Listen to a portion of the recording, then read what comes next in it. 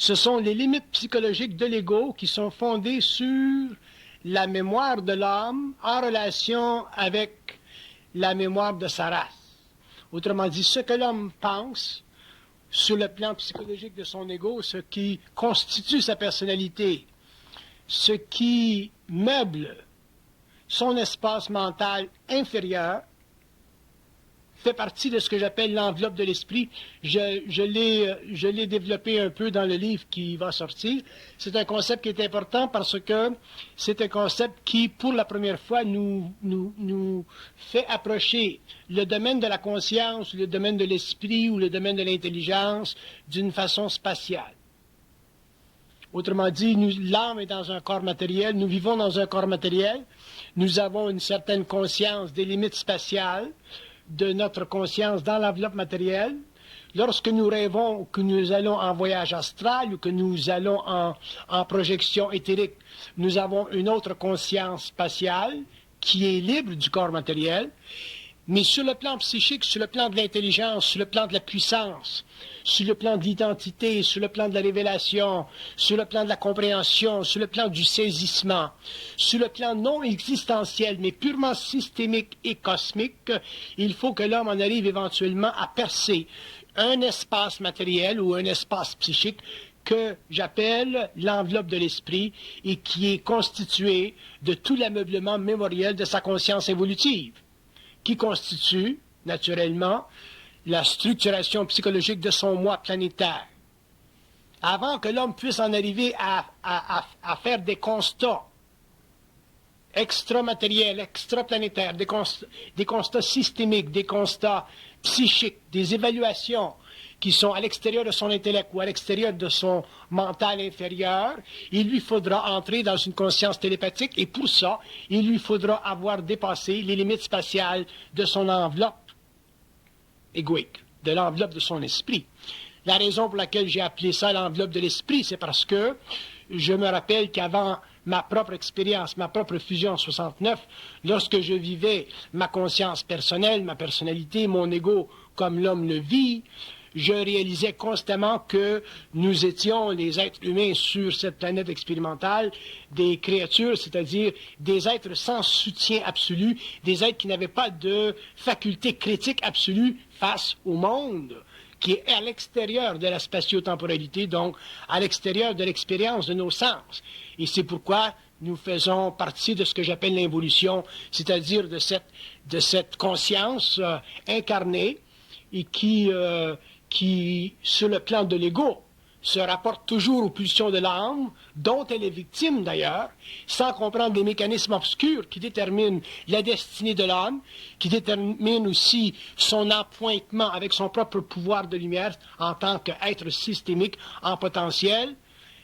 Et c'est pourquoi aujourd'hui, j'essaie de déterminer ou de définir la réalité fondamentale de l'homme ou de la conscience ou de sa genèse en fonction de symboles qui puissent faciliter la compréhension mentale, psychologique et éventuellement psychique de son ordonnance évolutive. L'homme doit éventuellement en arriver à pouvoir constater de manière absolue des aspects de sa réalité, en dehors de sa matérialité, même s'il est, pour le moment, pendant quelques années, en forme d'incarnation. Ce n'est pas parce que nous sommes des êtres incarnationnels que nous sommes voués à l'extinction de notre intelligence, que nous sommes voués à l'illusion de notre ego et que nous sommes voués à l'absence de science concernant les valeurs systémiques qui sont à l'extérieur de notre expérience matérielle. Il est évident qu'avec l'évolution, la progression de l'intelligence sur la Terre, le développement extrêmement rapide dans un sens du corps mental supérieur, en passant, je veux faire allusion à une définition du supramental d'Aurobindo, avec laquelle je suis en total accord. Aurobindo disait, quelque part dans son expérience, que le supramental, c'est ou ce sera, lorsqu'il sera sur la terre, ce sera une force qui sera au-delà de l'homme, au-dessus de l'homme et qui pénétrera l'homme Autrement dit, en parlant des différents niveaux de conscience, mentale, supramentale, surmentale, et ainsi de suite, il établissait le supramental comme étant une conscience supérieure qui descendait sur l'homme, qui s'abattait sur l'homme et qui créait automatiquement un joint, une jonction entre lui en tant qu'être mortel et la source qui est cette énergie fondamentale qui fait partie de la réalité systémique. Donc il avait raison et je veux revenir à cette définition d'Aurobindo et l'ajuster parce que ça fait partie de mon travail pour faire comprendre que l'enveloppe de l'esprit, c'est cette dimension, cette qualité de conscience que vous avez, cette façon de vivre votre mental à l'intérieur de limites quelconques. Autrement dit, lorsque vous avez des limites, si vous sentez des limites dans la vie, vous vivez à l'intérieur de votre esprit. Vous vivez dans l'enveloppe de votre esprit. Vous n'êtes pas des êtres libres. Donc, vous n'êtes pas dans l'évolution, vous êtes encore dans l'involution et vous faites encore partie des liens karmiques de l'humanité. À partir du moment où l'homme va cesser d'être victime de sa conscience, donc de son inconscience, il va crever cette paroi que j'appelle l'enveloppe de l'esprit. Il va développer les moyens télépathiques nécessaires pour se configurer une notion ou des notions quelconques visant à traiter, définir, établir la réalité en dehors de sa spatio-temporalité et automatiquement il aura une conscience supramentale, c'est-à-dire qu'il sera capable de définir sur un même pied d'égalité les points, les paramètres qui constituent autant sommairement que largement la constitutionnalité physique, psychique, occulte et systémique des mondes parallèles. Parce que l'homme doit un jour en arriver à parfaitement comprendre sa vie et être capable de travailler avec les énergies de sa conscience, manipuler cette énergie-là et en arriver éventuellement à pouvoir avoir le contrôle sur sa vie. Sinon, il sera toujours prédestiné à une programmation et il ne pourra pas être un être libre, c'est-à-dire qu'il ne pourra pas se libérer de la conscience planétaire karmique et entrer éventuellement dans une conscience moroncielle qui représente ultimement la seule façon pour un être humain ou un âme incarné de se manifester en tant qu'agent de lumière sur une planète en conscience évolutive, bien que cette planète soit une conscience expérimentale. L'homme doit étudier l'invisible comme il doit étudier la matière.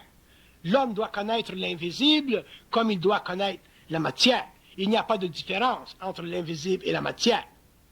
Ce sont des mondes différents. Ce sont des paliers de conscience différents, ce sont des organisations différentes, ce sont des politiques différentes, mais la nature de l'esprit est invariable.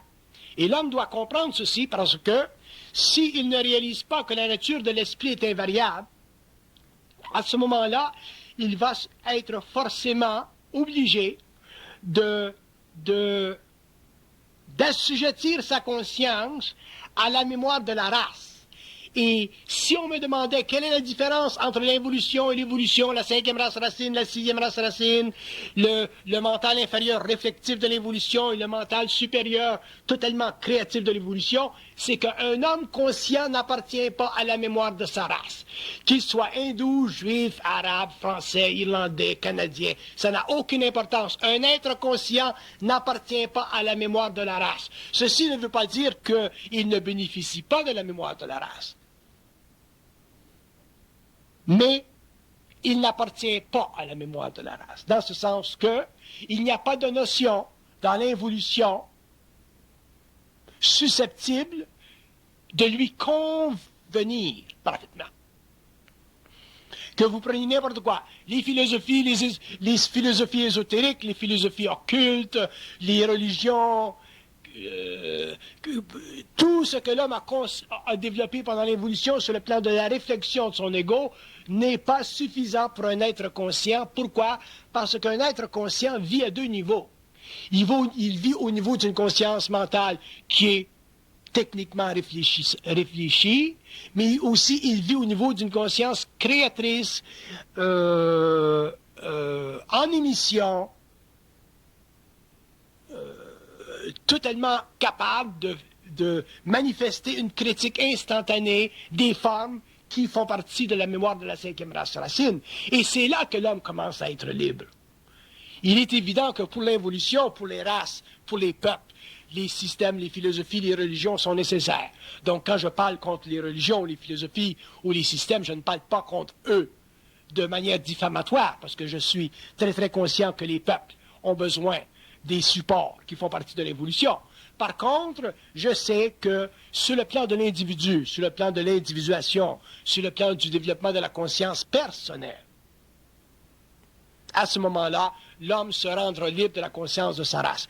Et à partir du moment où nous nous rendons libres de la conscience de la race, nous n'avons plus le support psychologique qui, pendant l'évolution, nous a permis de nous gargariser, c'est-à-dire d'éteindre notre intelligence au profit d'une mémoire qui faisait partie des émotions ou des aliénations de la race. Si nous avons sur la Terre aujourd'hui tant de conflits entre les peuples, entre les nations, entre les secteurs de vie, c'est parce que il y a trop d'émotions dans les notions. Et lorsqu'il y a émotion dans une notion, nous devenons esclaves des idéologies, et à ce moment-là, le résultat, souvent regrettable, de ces conflits, de ces situations, c'est la guerre. La guerre des religions, la guerre des idéologies, et ainsi de suite. Donc un homme conscient ne peut pas appartenir à ce secteur mental, à cette conscience mentale, parce que déjà il a un esprit critique absolu. Et ce n'est pas facile d'avoir un esprit critique absolu quand on n'en a pas un. Ça devient facile quand on en a un.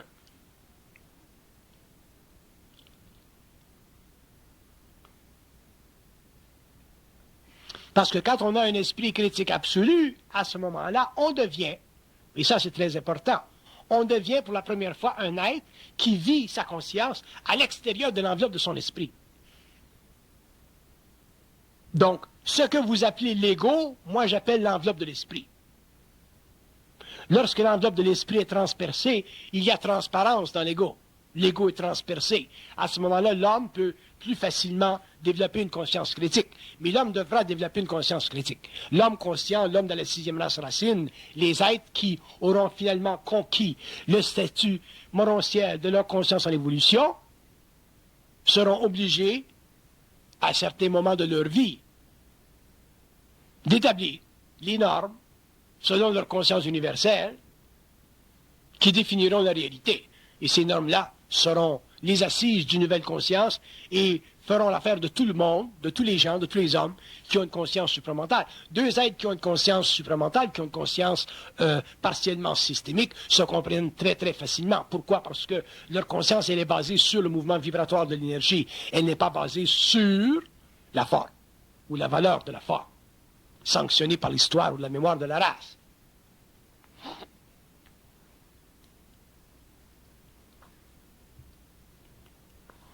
Le mensonge cosmique.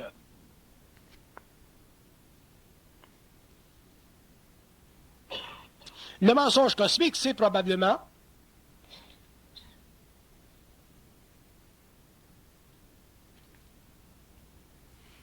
le plus grand affront de la vie, des forces de vie contre l'intelligence de l'homme, bien que le mensonge cosmique soit nécessaire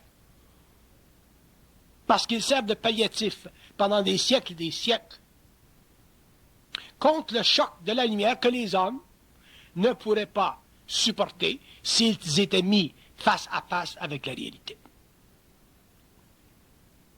Nous avons de la difficulté sur le plan de la science matérielle à accepter dans un certain temps des développements qui se feront dans une génération. Si nous retournons en arrière, nous avions avisé des gens à la fin du XXe siècle de ce que nous avons fait, de ce que nous faisons aujourd'hui en science, ces gens auraient dit, mais vous êtes des éluberlus. L'homme ne va pas voler dans les airs, l'homme ne va pas aller sous les mers, et encore moins aller sur la Lune. Pourtant, nous y sommes. Sur le plan mental, c'est la même chose. Sur le plan psychique, c'est encore pire. Sur le plan morontiel, on n'en parle pas. Parce que dans la mesure où l'homme, sur le plan psychique, est capable de rêver, aller en conscience astrale, se réveiller, avoir un peu la mémoire de ce qu'il a vécu, parce qu'elle est imprégnée dans son corps éthérique, c'est une petite distance entre ce que l'homme peut faire sur un plan morontiel, en conscience morontielle. Parce qu'en conscience morontielle, il n'y a aucune borne. L'homme n'a plus de borne, parce qu'il n'est plus dans l'enveloppe de son esprit. Il n'est plus dans les mémoires de sa race. Et lorsqu'il vient en contact avec des étapes de conscience, c'est-à-dire des normalités de conscience, des vies, des vagues de vie, des intelligences, il ne peut plus interpréter ses expériences par rapport à la mémoire de sa race, parce qu'il ne fait plus partie de la race humaine. Et lorsqu'un homme ne fait plus partie de la race humaine, il est obligé de constater qu'il y a des millions de civilisations dans le système local qui sont très développées, qui ont des technologies, mais dont les technologies ne sont pas régies par les lois de la gravité. Donc, il est capable à ce moment-là de traiter avec des notions de science, d'espace, de temps, d'attributs, de conscience, de révélation, de genèse, de création, d'expansion et de mortalisation à une échelle qui ne font pas partie de sa conscience en tant qu'homme animalisé. Elles font simplement partie de sa conscience en tant qu'homme morontialisé, c'est-à-dire en tant qu'homme libre de l'enveloppe de l'esprit.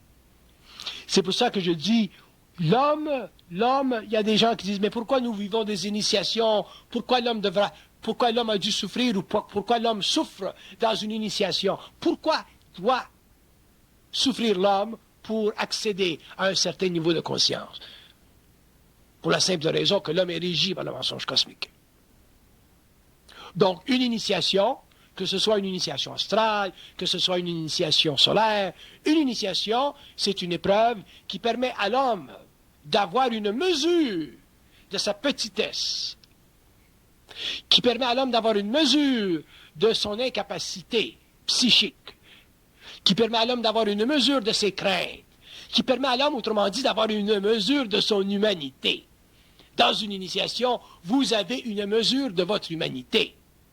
Et lorsque vous avez une mesure de votre humanité, à ce moment-là, vous vivrez, l'homme vivra, parce que l'homme qui ira vers une conscience supérieure, une conscience évolutive, une conscience supramentale, quelque chose, appelez ça comme vous voulez, l'homme qui viendra en contact télépathique avec la conscience systémique, l'homme qui viendra en contact télépathique avec l'ajusteur de pensée, l'homme qui viendra en contact télépathique avec d'autres vagues de vie, forcément vivra une initiation. Il n'y a pas de passage à un autre niveau sans initiation.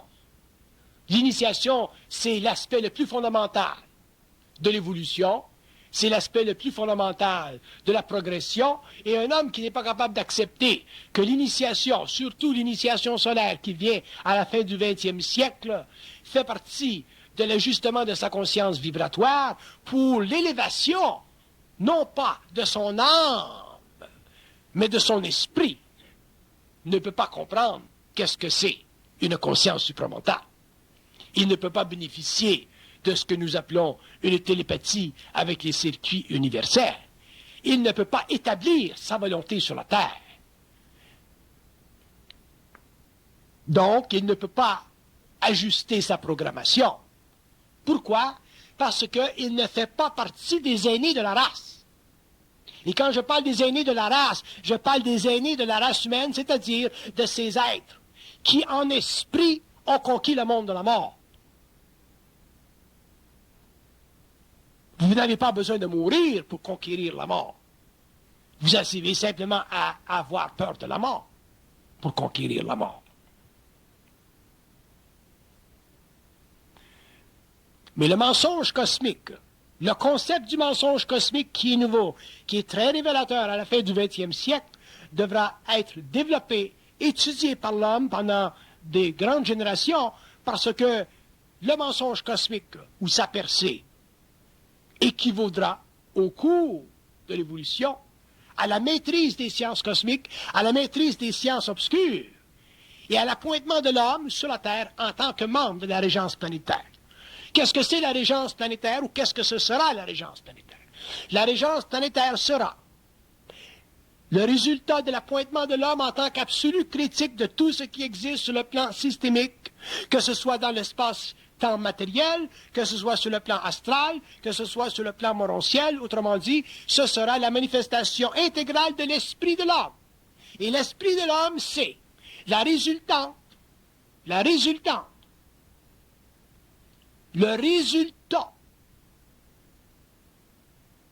de la perte de conscience subjective, c'est-à-dire sa capacité d'être vivant sans être assujetti aux pulsions de son âme. Nous avons toujours par le passé constitué ou pensé que l'âme était fondamentale chez nous. Nous avons toujours philosophiquement, ésotériquement, occultement, religieusement, spirituellement, pensé que l'âme faisait partie intégrale de notre conscience. Alors que l'âme est simplement une partie de notre conscience, elle fait partie des mémoires de notre conscience, elle est karmiquement ajustée, et elle ne fait pas partie de l'intelligence de l'homme, elle fait simplement partie de l'expérience évolutive, expérimentale de sa programmation, et l'homme doit passer à un autre niveau où, pour avoir conscience, science, maîtrise de lui-même, autant dans la matière que sur le plan astral, que sur le plan morontiel, il doit être totalement esprit, c'est-à-dire, il doit être le résultat d'une fusion, d'une union, d'une unification d'un principe systémique, cosmique, universel, avec un principe matériel, planétaire, réincarnationnel. Ça, c'est l'homme nouveau. Mais pour que l'homme arrive à cette étape, et pour que l'évolution, finalement, commence et mène finalement au développement d'une sixième race racine qui éventuellement mènera au développement d'une septième et finale race racine, il faut que l'homme aujourd'hui prenne conscience de sa possession, de sa territorialité, de son esprit et qu'il réalise que son âme ne fait que lui réfléchir, lui refléter des craintes. Dans l'esprit, il n'y a pas de crainte. Dans l'âme, il y a des craintes. Là où il y a des craintes dans l'homme, il est dans l'esprit inférieur de sa conscience, il est dans l'enveloppe de son esprit, il est karmiquement lié au monde de la mort, et si il meurt aujourd'hui, il retourne à sa source. Alors que dans le monde de la conscience mentale, dans l'évolution de la conscience mentale, à partir du moment où l'homme passera du mental inférieur au mental supérieur, qu'il crèvera cette enveloppe de l'esprit et que finalement il en arrivera à pouvoir épouser réellement sa réalité systémique et s'inviter à la table de la conscience universelle à travers la télépathie pour le moment sur le plan mental, qui deviendra un jour simplement une projection de sa conscience morontielle, il faudra que l'homme se mette fin une fois pour toutes, dans sa vie, à la crainte. Parce que la crainte est une force psychique dont les origines sont astrales et qui font partie de ce que nous appelons communément les forces lucifériennes.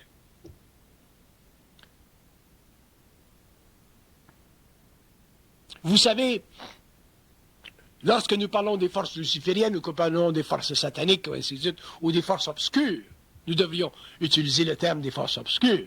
Nous avons tendance à penser à ces forces en termes de la mémoire de notre race. Si nous sommes catholiques, nous pensons à ces forces d'une certaine façon. Si nous sommes hindous, d'une autre façon. Si nous sommes juifs, d'une autre façon. Si nous sommes islamistes, d'une autre façon. Mais tout ça, c'est sans importance. C'est sans importance. Parce que les forces obscures sont les forces qui sont en opposition avec la liberté de l'intelligence. Pour quelque raison que ce soit, à quelque niveau que ce soit, et ce sont ces forces qui ont le rôle sur la Terre de créer des conditions d'inconscience suffisamment denses pour que l'homme meure, c'est-à-dire pour que l'homme retourne au monde astral. Parce que c'est dans le monde astral, c'est dans le monde de la mort que ces forces sont souveraines.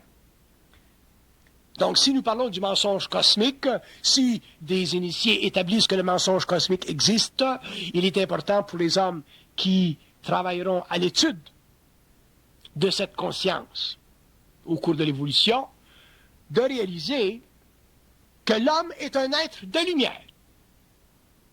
Mais nous ne pouvons pas parler ou dire que l'homme est un être de lumière comme si nous étions des êtres spirituels échevelés.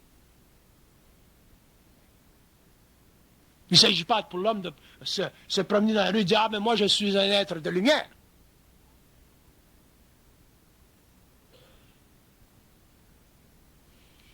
C'est au-delà des mots, c'est au-delà de l'impression lorsque nous disons que l'homme est un être de lumière. Et ce que nous voulons dire par ceci, c'est que l'homme a la capacité en lui intrinsèque, systémique, de se mettre en opposition à toute volonté qui cherche à le détruire. Et quand je parle de destruction, je parle de contrôle, je parle de retenue, je parle d'empêchement à être intégralement lui-même, c'est-à-dire à être intégralement force. Un homme qui n'en arrive pas à devenir force, qui n'en arrive pas à développer une pensée force, ne fait pas partie de l'évolution, il est encore dans l'évolution, et la conscience systémique ne fait pas partie des attributs de son espèce sur la Terre en tant qu'incarnée, elle fait partie simplement du futur, de l'évolution de sa race. Donc il est très important pour les hommes en évolution, au cours des siècles à venir, de comprendre que l'initiation solaire, les oppositions qui font partie de la programmation de l'homme en conscience avancée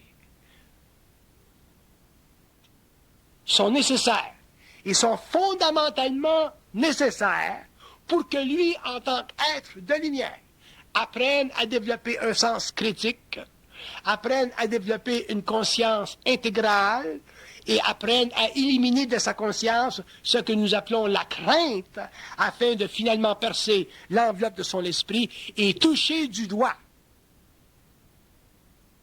celui qui est à l'origine de sa conscience et que nous appelons, pour le moment, l'ajusteur de pensée. Nous ne sommes plus dans le temps des philosophies. Les philosophies, pour l'homme avancé, elles sont éteintes. Pourquoi les philosophies sont éteintes? Parce que les philosophies ont mis de côté leur chance de développer une conscience critique absolue. Et comme les philosophies n'ont pas joué leur rôle, et d'ailleurs, elles ne pouvaient pas jouer leur rôle, dans ce sens, il sera nécessaire demain que l'homme joue son propre rôle, mais ce sera sur un plan individuel. N'entre pas dans une conscience supramentale, une collectivité. Entre l'homme, un, à la file indienne.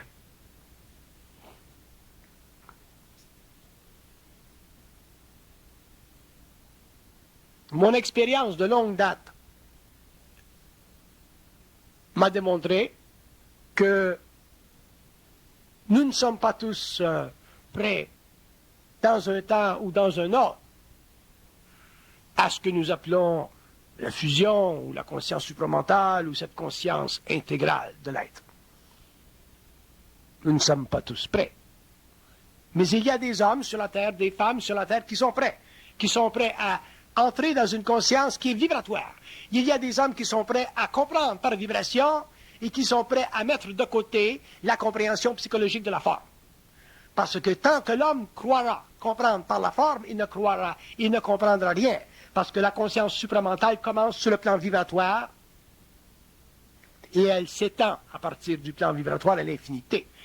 Sinon, si vous comprenez les choses à partir de la forme, vous faites simplement de la philosophie spirituelle et éventuellement, vous vous éteindrez vous-même parce qu'il n'y a pas de feu cosmique dans une forme. Le feu cosmique est dans la vibration et c'est la vibration qui donne naissance à la forme, qui la fait vibrer ou qui l'éteint selon le besoin de l'évolution.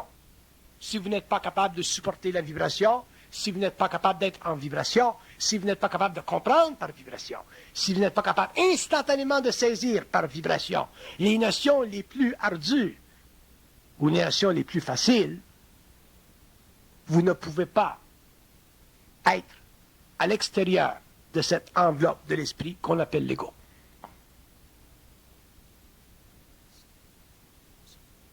J'ai choqué beaucoup de personnes pendant mes 20 ou 25 années en public parce que je n'ai pas de choix.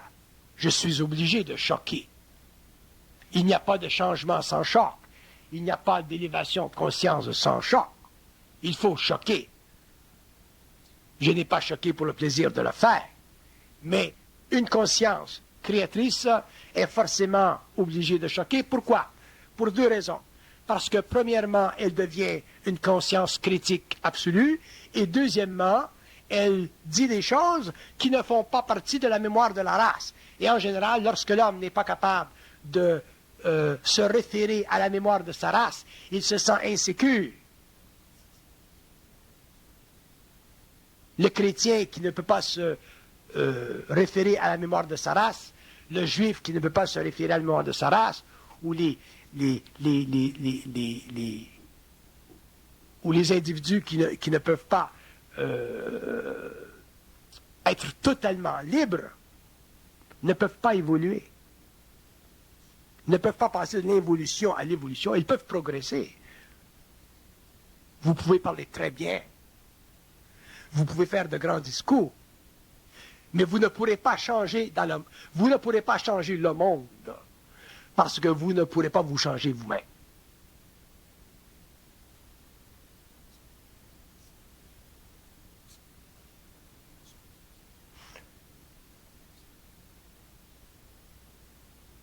Le mensonge cosmique, c'est une fonction prédéterminée de toute conscience unitaire en évolution. Le mensonge cosmique existe à tous les niveaux, autant sur le plan matériel que sur les plans psychiques. Bon, sur le plan matériel, nous ne parlons pas de mensonge cosmique, nous parlons simplement de mensonge. Mais lorsque nous entrons sur les plans occultes de la conscience, nous commençons à parler de mensonge cosmique. Pourquoi? Parce qu'à partir du moment, et remarquez ce que je vous dis, à partir du moment où une entité vient vers vous et vous instruit d'une chose que vous ne percevez pas par vibration, vous vivez déjà le mensonge cosmique. Il n'y a aucune notion, aucune forme dans l'univers qui vaille la peine d'être intégrée à votre conscience. J'ai un ami ici que je vois, que je connais depuis des années, que je respecte énormément, qui était venu me voir au début de mon travail, et qui m'avait demandé « Qu'est-ce que le Sougmad ?» J'avais dit, le Sougmad, c'est une forme, mon cher. C'est une forme. Le Sougmad n'est rien d'autre qu'une forme. Que vous veniez vers l'homme avec les plus grands des concepts, les plus grandes des notions. Si vous avez une conscience vibratoire, vous pourrez prendre cette notion et l'amener plus loin. Si on veut parler du Sougmad en conscience vibratoire, on peut le faire. Je peux vous dire qu'est-ce que c'est le Sougmad. Le Sougmad, c'est la priorité psychique volontaire de la volonté systémique locale qui permet à des intelligences d'apparaître dans les esprits de la forme. Ça, c'est le Sougmad. C'est le Sougmad qui permet à une intelligence, à une âme, d'interpréter les rêves cosmiques de sa descendance incarnationnelle. Ça, c'est le Sougmad. Qu'est-ce qui donne à Sougmad la priorité sur le plan des divinités astrales? C'est que le Sougmad est totalement silencieux. Ça, c'est le Sougmad. Mais, pour moi, en tant qu'individu conscient, le Sougmad, ça n'a aucune importance. Pourquoi?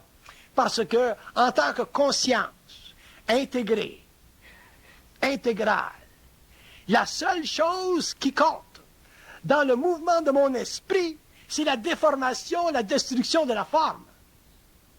Ce n'est pas l'absorption de la forme. Ce n'est pas le constat de la forme. Ce n'est pas l'intérêt de la forme. Autrement dit, ce n'est pas la systématisation de la connaissance qui m'intéresse, c'est la destruction, l'abolition de la connaissance pour que l'homme passe un jour au savoir. Qu'est-ce que c'est le savoir? C'est l'intrusion instantanée, catégorique, absolue d'une conscience matérielle, incarnée, morontialisée, dans les mystères de la vie à tous les niveaux. Il n'y a aucune force, il n'y a aucune forme, il n'y a aucun esprit, il n'y a aucune âme, il n'y a aucun statut dans l'univers local qui empêche un esprit incarné, uni à l'âme de ne pas savoir. Parce que savoir fait partie du mouvement de la lumière. Et la lumière est intégrale, c'est-à-dire qu'elle n'obéit pas aux lois de l'espace et du temps. Alors que sur le plan astral, la conversation qu'on avait tout à l'heure, la conversation par rapport au Sougman, c'est une forme de connaissance qui fait partie des lois de la lumière, mais ces lois de la lumière sont déjà ajustées à la conscience astrale, donc au haut plan spirituel du monde de la mort. Et pour un homme conscient, le monde de la mort n'est pas un lieu, et simplement un territoire temporaire qui fait partie de l'expérience de la race temporairement jusqu'à temps que l'homme ait une conscience morontielle et qu'un jour l'homme devienne dans la matérialité ou sur les autres plans, une conscience immortalisée, c'est-à-dire une conscience qui n'a plus rien à apprendre. C'est très important pour l'être humain de comprendre, de savoir qu'à la fin du 20e siècle, l'humanité a une chance extraordinaire de gravir les escaliers de sa propre innocence pour en arriver un jour à établir pour la première fois sur la Terre, comme les Américains ont établi sur la Lune, la position de l'homme sur une planète, mais une position absolue, une position qui fait et qui dénote que l'homme n'est pas une créature, que l'homme ne vient pas du singe, que l'homme est libre des attaques, des convolutions, des programmations du monde astral qui fait partie de sa relation avec l'invisible avant l'incarnation. L'homme doit être et deviendra un être libre. Mais il deviendra un être libre en ayant payé le prix de son illusion. Et ce prix, c'est l'initiation. Et les hommes sur la terre qui seront prêts pour l'initiation, que ce soit dans 2000 ans, 1500 ans, 500 ans, ces hommes conviendront un jour qu'il existe dans un même espace-temps, dans un même instant matériel, dans une même prise de conscience, énormément d'intelligences qui veulent venir en contact avec lui, parler avec lui, circuler avec lui, échanger avec lui, pour créer un jour, sur la Terre, sur un autre plan de la Terre, une nouvelle sorte de civilisation, c'est-à-dire établir finalement le royaume de l'homme, la royauté de l'homme, et finalement établir que les religions ont simplement perçu un peu de la mystique humaine, et qu'un jour l'homme conscient, non religieux, non spirituel, totalement intelligent, totalement en puissance, totalement intégral, sans crainte, que cet homme,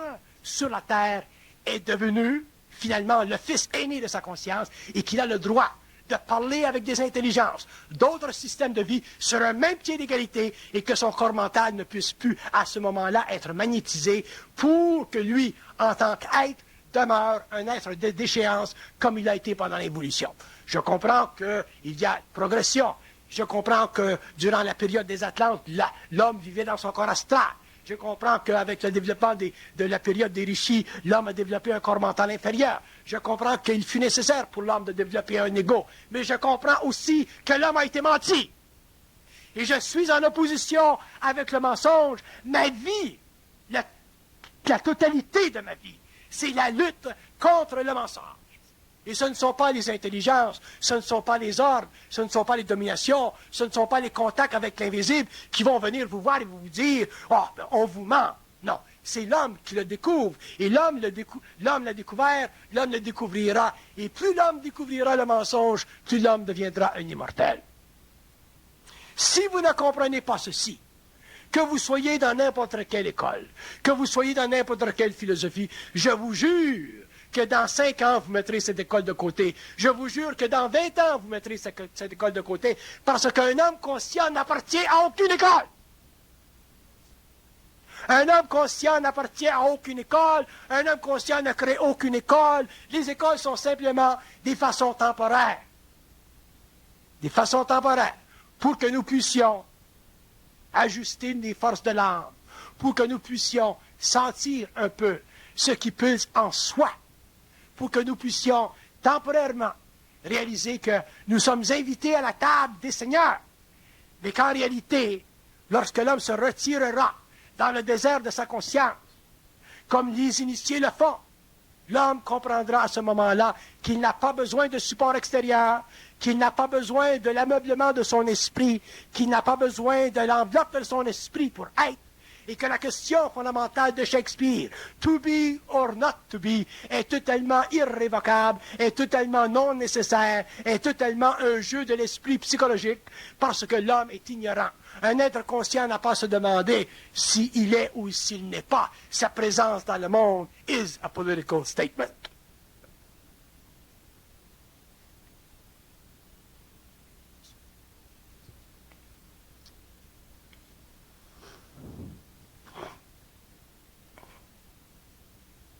Il faut comprendre notre vie. Moi, j'ai été très malade il y a depuis 1 an, 2 ans, 3 ans, 4 ans. J'ai été malade, j'ai été près de la mort. Et cette maladie est très importante. Je vous le disais dans le temps qu'elle était importante, ma maladie.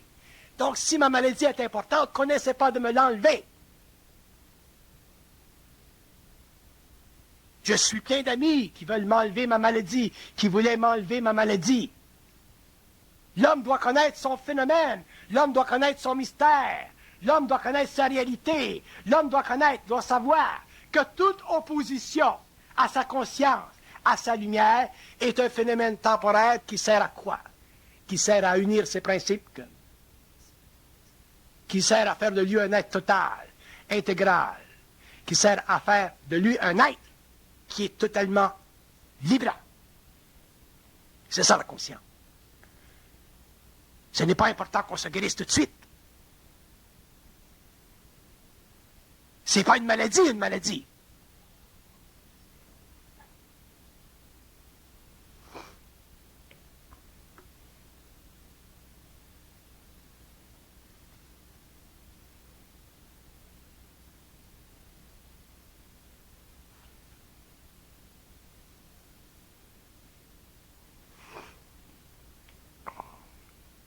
Pourquoi le mensonge cosmique?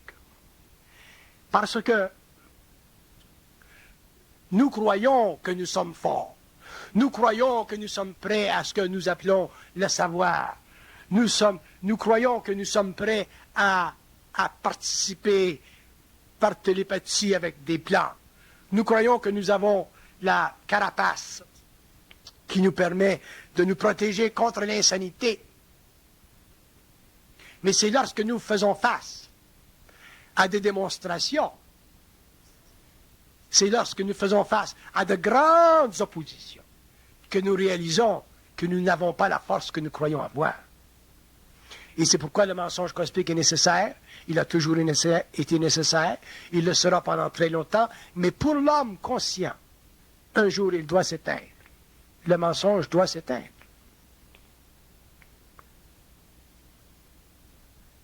Pourquoi il doit s'éteindre? Parce que l'homme doit réaliser sa stature. Vous dites souvent, ah, moi dans mon travail, je suis très bien. Moi dans mon travail, je suis top dog. Moi dans mon travail, je suis le best. On me paie un salaire tops. Je sais que je suis le meilleur dans mon travail. Mais si je vous demande dans votre vie qu'est-ce que vous êtes, là, il n'y a plus de top dog. Dans notre vie, on est de la merde. Dans le travail, on est top dog. Mais dans notre vie, dans notre conscience, dans notre maîtrise, dans le savoir de soi, dans notre capacité de maîtriser ces mouvements astraux qui polluent notre conscience, parce que la pensée de l'homme fait partie de tous ces trucs utilisés par les forces astrales contre lui en tant qu'égo. C'est une abomination. C'est une abomination que le territoire psychique de l'homme, sa tête, ce qu'il pense, ce qui est dans sa tête, tous les jours, toutes les nuits, soit manipulé, manigancé. Pas quand ça va bien. Quand ça va bien, vous n'avez pas de problème. mais quand ça va mal. Quand vous perdez votre job, quand vous perdez votre top job, quand vous n'avez pas de loyer, quand vous êtes malade, c'est là que l'astral entre et que l'homme se fait manipuler par des formes de mensonges ahurissants qui sont à la mesure de son ignorance.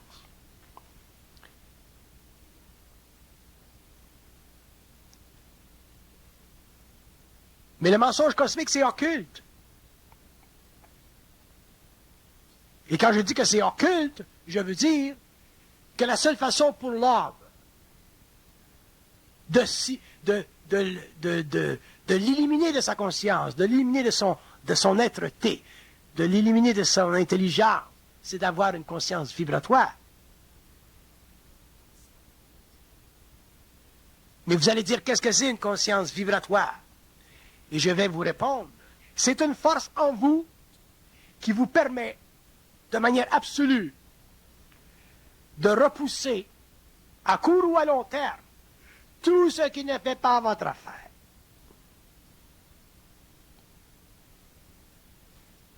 Et là, vous allez dire, bon ben, le concept de l'archange, il y a des archanges, M. Bernard? Est-ce que ça existe, des archanges? Si vous avez la conscience qui vous permet d'établir que ça existe, si vous êtes bien avec ça, ça existe. Mais si vous n'êtes pas bien avec ça, ça n'existe plus. Mais vous devez le remplacer par d'autres choses.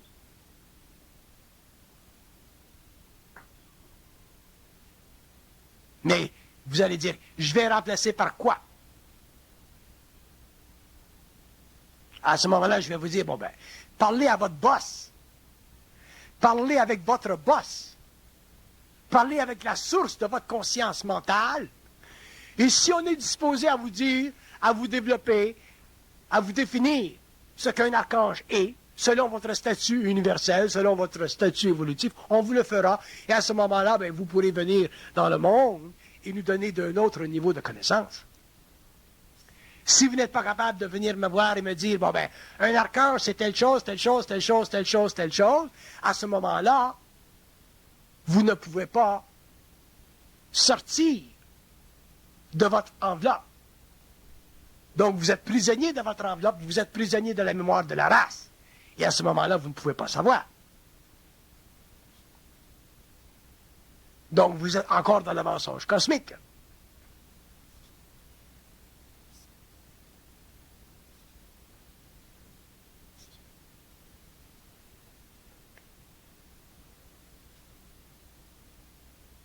Le mensonge cosmique, c'est toute conscience qui impose sur la vôtre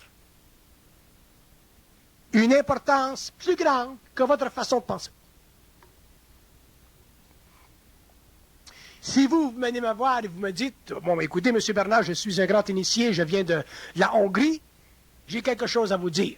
J'ai dit, allez-y, parlez-moi. Pop.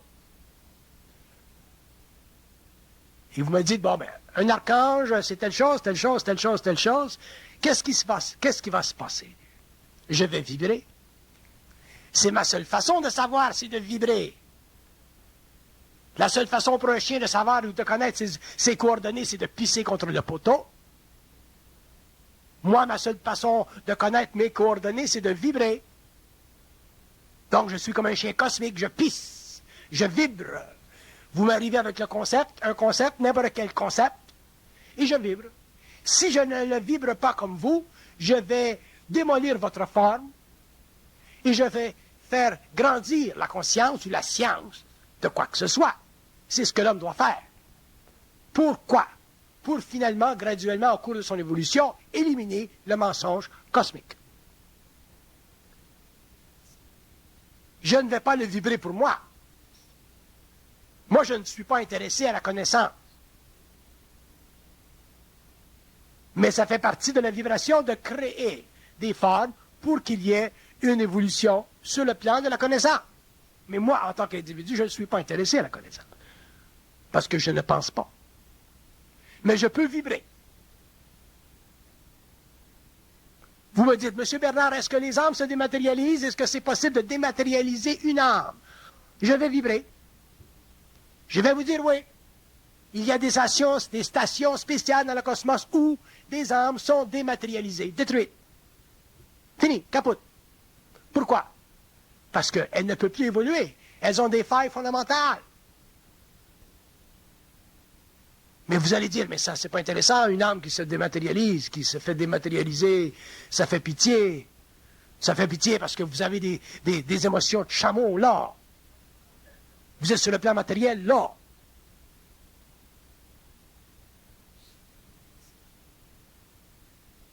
Vous avez des prises de mesure ou des prises de conscience en fonction de votre état, là. Mais si vous le regardez sur le plan cosmique, si vous le regardez du point de vue d'une conscience morontielle, c'est plus la même chose.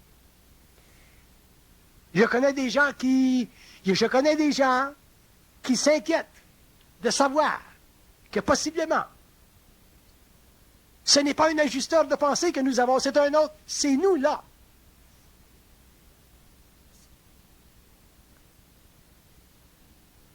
Qui m'ont dit, je ne crois pas que ce soit un ajusteur de pensée, que ce soit une autre entité systémique.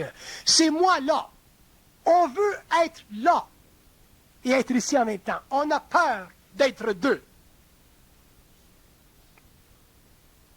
Ça m'inquiète d'être deux. Je préfère être moi ici, moi là. Le petit moi, le grand moi, le moi planétaire, le moi cosmique, ça c'est plus confortable, c'est moi.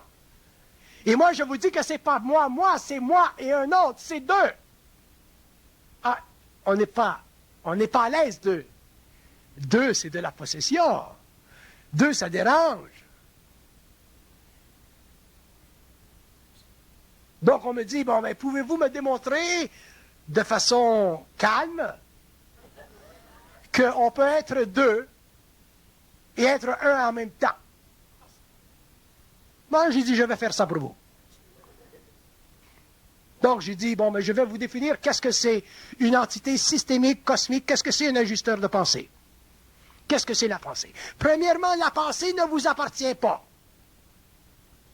Vous faites partie d'un circuit universel. La pensée, ce n'est pas quelque chose qui fait partie de l'activité physico-chimique de votre cerveau. Pas plus que la radio fait partie de votre radio. Ce sont des ondes qui se promènent dans le cosmos. La pensée, ça fait partie de ces ondes dans le cosmos, auxquelles on donne pour le moment le terme circuit universel. Ensuite, je vous dirai, bon ben, penser, ce n'est pas normal. Vous allez dire, mais comment penser, ce n'est pas normal? Les hommes pensent. Et ceci les différencie des animaux. Mais j'ai dit, c'est pas fini l'évolution. Il y a l'animal, il y a l'homme, et il y a le surhomme, l'autre, qui ne pense pas. Ce n'est pas nécessaire de penser. C'est une insulte à la conscience intégrale de penser. Pourquoi? Parce que le taux vibratoire de la lumière de la pensée est inférieur à la communication télépathique avec les circuits universels. Il n'y a aucune pensée qui a un taux de vibration plus élevé que la totalité des planètes du système solaire. Si vous prenez toutes les vibrations des planètes dans le système solaire et que vous les accumulez, que vous les additionnez, il n'y a aucune pensée qui soit plus haute que toutes ces vibrations. Ça veut dire que l'homme, lorsqu'il pense, il est obligé de configurer son moi en fonction d'une spatio-temporalité qui est déjà établie par son constat psychique, c'est-à-dire par sa fixité, par sa personne physique dans l'espace-temps de son système solaire. Si l'homme ne pensait pas, il ne serait pas prisonnier, conditionné par la vibration totale, intégrale de son système solaire. L'homme pourrait à ce moment-là être en communication télépathique avec d'autres systèmes, et plus tard, quand l'homme sera encore plus évolué, l'homme pourrait voyager dans le temps c'est-à-dire utiliser son corps éthérique au lieu de son corps astral ou de son corps physique pour se déplacer dans les espaces sidéraux et employer des véhicules de transport qu'on appelle les véhicules séraphiques. L'homme n'est pas une mesure de lui-même aujourd'hui à la fin du 20e siècle.